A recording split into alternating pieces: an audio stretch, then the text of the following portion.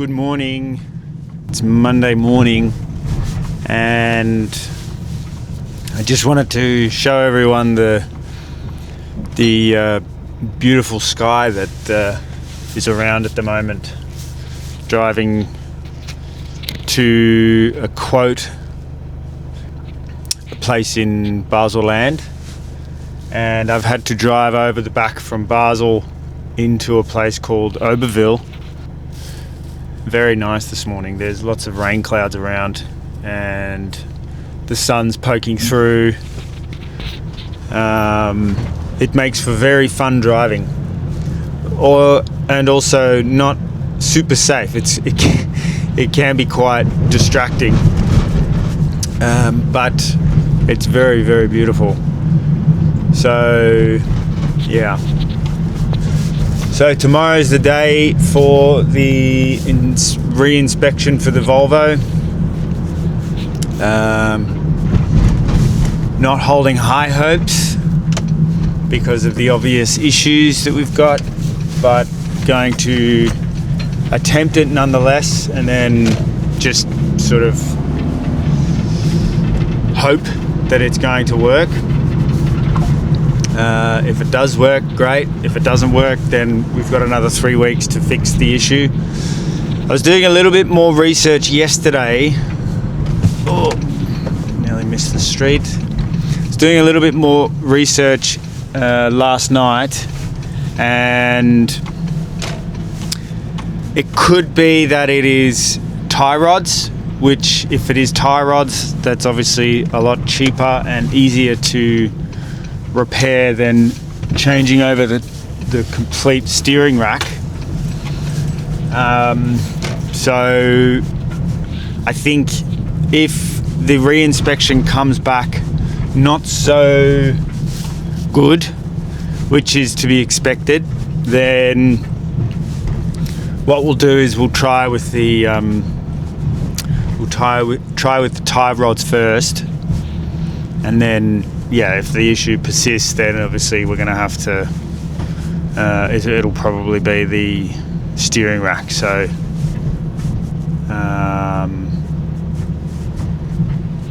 I'm now coming up to this quote. Gotta go back. Yeah, so that's the situation that we're in at the moment. Someone gave me a tip about a parts supplier in Germany, which I might check out as well. I think it's called Fahrzeugteil Albert or something along those lines. So I'll check that out for the parts. Maybe I can find something there. Otherwise, I'll just order it off eBay again, because it came relatively quick, and it was cheap and seemed pretty good quality as well. So the mechanic was pretty happy with the quality. So yeah, that's kind of what we will be looking at doing if the re-inspection comes back negative. Still doing the planning for, still doing some research for the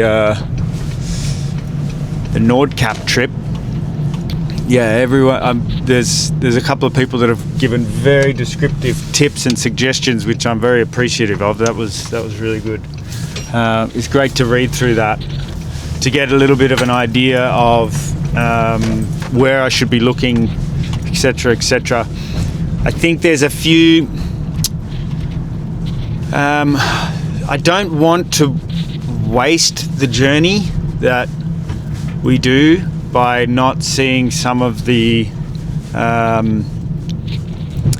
more scenic places, but also I don't have all the time in the world to go on a huge, massive 3-month journey. I'm kind of limited with the time that I've got. So as much as I would really like to see all the things that Norway especially has to offer, whether that is going to be feasible or not is another question. So but we'll have to wait and see. I mean, if it was up to me, I'd spend 365 days a year on the road, but that's not financially viable, and it's also not logistically viable because I've got 2 kids that go to school, and we can't just take them out of school and they don't want to spend time, like so much time on the road, so that wouldn't be fair on them. So I'm still searching and looking around for other cars as always, and there's a few pretty nice options on Marketplace at the moment. Still looking as always. Still waiting for that absolute bargain to pop up. Sometimes it's a patience game. There's no point on trying to force options if there's nothing around, because sometimes you end up just spending more money than what you should. It feels like I've obviously going back and forth all the time with the parts that are wrong and all that sort of stuff. It feels like you end up spending like quite a bit of money, but with the Volvo it's not been so bad. I think pretty sure that the total so far is I think it's might be an extra 150, 160 bucks so far, so it's not something to lose sleep over, let's put it that way. I mean, once it's on the road and registered, it would be worth quite a lot. 450 euros is still a bargain, so I'm still happy with it. The more times it's up on the lift and the more times we're working on it with the mechanic, just builds the suspense and builds the excitement. So once it's registered, once it's got those number plates on it, and it's right to drive, then it's all going to be worth it. So part and parcel of buying cheaper old cars without the registration, I suppose. It's a little bit of a gamble at the start, but it will be worth it at the end. So I'm doing a little bit of driving around today in my work van. I needed to go to a couple of different quotes, look at a couple of different jobs and stuff. So I might have a little bit of free time around about sort of late morning, sorry.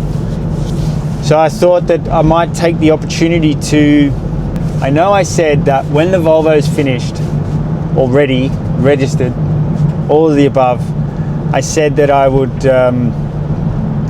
take everyone on a little bit of a sort of a tour around the area of where I live to show you the nice areas. But I might do that today in the work van, because I've got a little bit of time that I can kill. So I'm just going to go back to the workshop, and I need to do a little bit of work on the computer first in the office, and then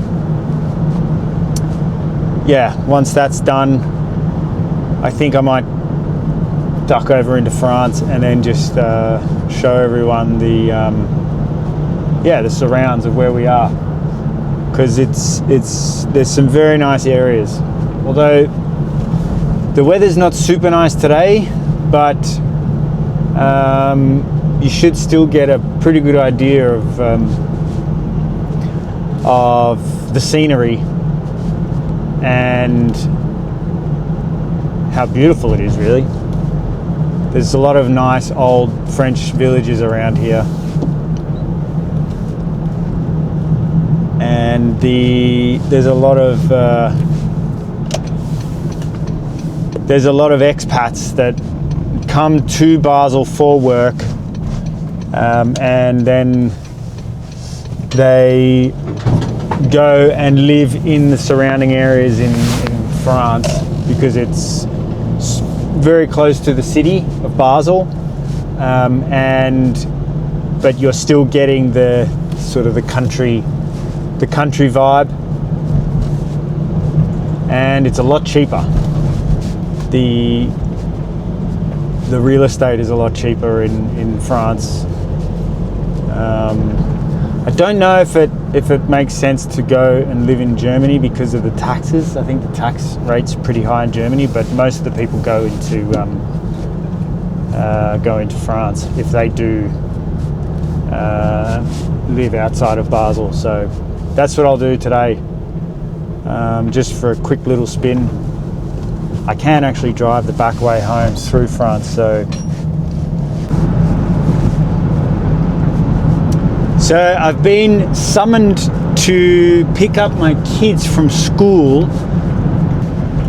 I'm not going to have so much time, or I'm not going to have as much time as I thought I was going to have to take you around this morning. But what I'm going to do is I'm going to duck into France quickly now before I pick the kids up. I got 55 minutes exactly, or 57 minutes I have. So I think that should be a good amount of time to be able to duck in, show some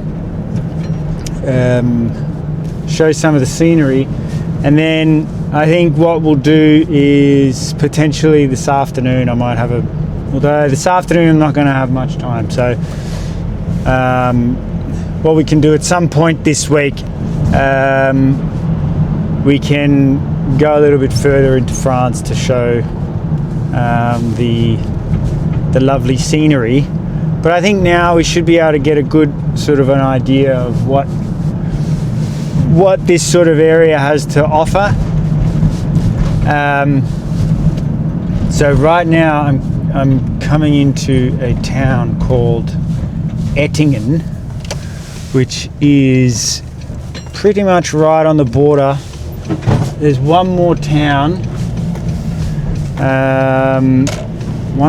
that we have to drive through, which is called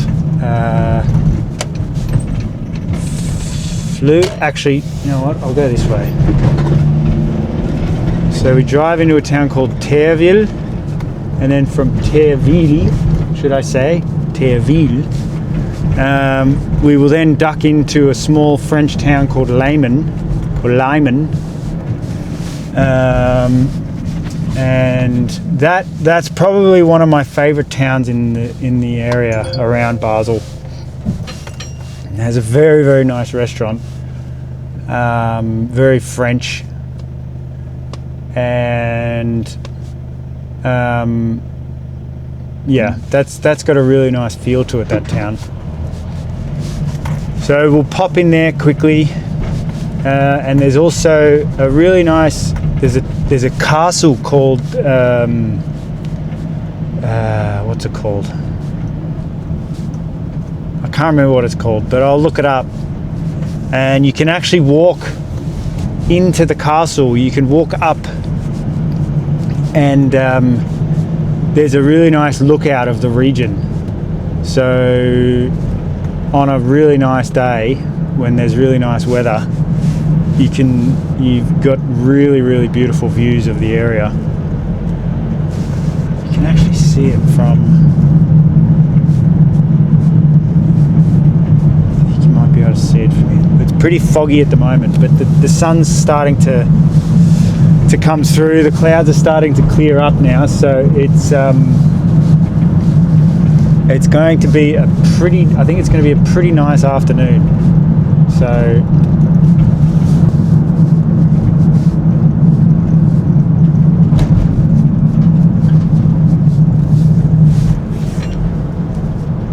the one thing that you really have to look out for when you're driving in Switzerland is the zebra stripe crossings, because the pedestrians always, no matter what, have right of way. So the thing is the pedestrians, they just walk out, and the lighting around the zebra crossings are also really terrible. Like it's terribly lit. So you have to be very, very careful. And if you hit someone, you can get in a lot of trouble. A good mate of mine recently actually hit someone going over a zebra crossing, and they don't take it laying down. They'll really punish you if you hit someone, even if it's like a split second and someone has just walked out when they shouldn't have walked out. You have to know, you have to be aware. If you hit someone, you can really get in a lot of trouble. So now we're going into a town called Bielbenken, which is the last village in Switzerland going on this road, and then you go into France. We are nearly in France. This is probably my favorite areas of like this small region. We used to live not too far away from here, and when we first moved to Switzerland, I had obviously never lived here before. My wife had, and I just thought this particular road was it was astonishing, because you drive down it, you start in Switzerland, and then within 10-15 minutes of where we lived, there was an international border going into another country. I thought that, obviously coming from Australia, it's not usual to have that sort of access to pretty much a completely different culture within the space of 15 minutes of where you live. So every weekend I used to just take the car and then just drive through these regions of France, and then just drive, not to anywhere in particular, just take the car and explore the region. I really used to enjoy it. So now we're going over the border. This is the border between France and France and Switzerland. Now we're in France. Alsace is the region where we are. It's a very nice. So there, you can see now. There's the castle. Castle's sitting up there on top of the hill. So that castle you can walk on the roof and actually look out on the region from the roof. Some old carpentry work getting done on the roof there. Now we're in a town called Leymen.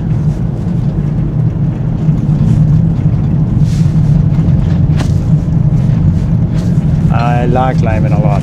It's a very, very nice town. So what I'll do is I'll go as far as Rodersdorf, and then we're gonna have to turn around so I can go and pick the kids up. There's a tram that runs from the center of Basel to a town called Rodersdorf, and the tram actually drives through Leymen. So the Swiss tram drives through and stops at Leymen, which is France, and then has to go through France to get to the end station, which is called Rodersdorf. There it is there on the sign. Rodersdorf is actually a Swiss village. And here, coming up on our right soon, is this nice little restaurant. And there's a very, very nice butcher there. That's a beautiful butcher in there. This restaurant here called Restaurant La Corondeur.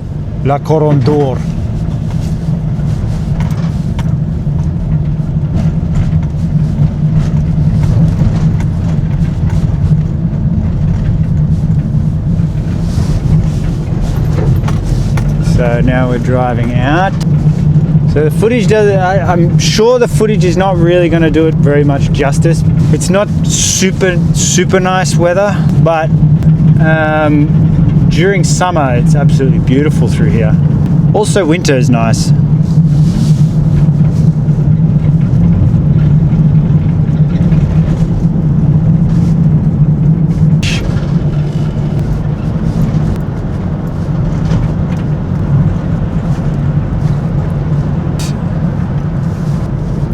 And so now we're coming back into Switzerland, into Rodersdorf.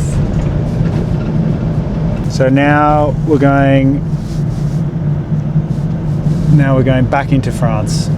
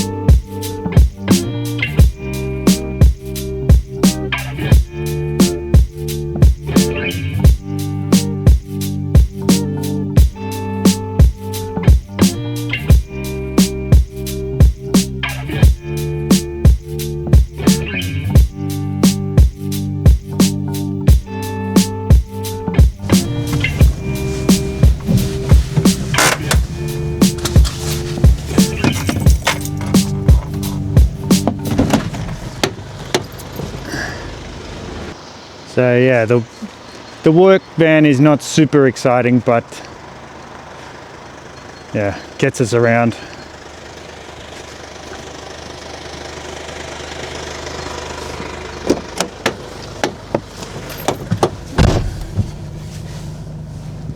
It's comfortable, very, very comfortable to drive. Can be a little bit boring, but yeah, comfort is key. I've driven this car to, I mean, considering it's a work car,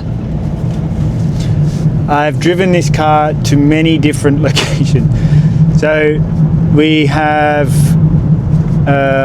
driven it to, where did I drive it? Drove it to the UK to help someone who used to work for me move some stuff back to Switzerland. Drove there and back. So drove to Brighton from Basel and back within 3 days. And then drove to Turkey and back to pick up a caravan, which I actually have a video for as well. So I will post that video at some point. I need to do some editing for the final video. Needs a bit of editing because yeah, there's a few things I want to take out of it.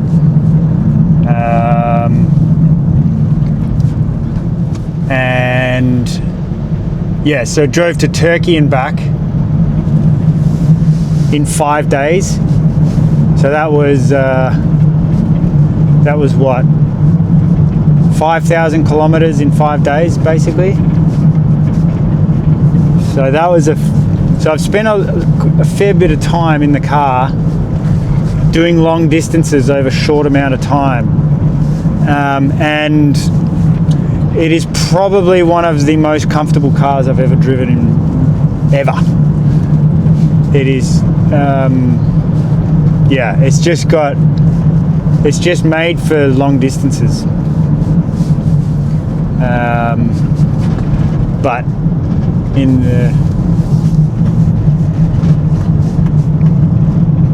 the rules of the channel, it's not a cheap car, so it's not exactly, I can't exactly feature that on a video.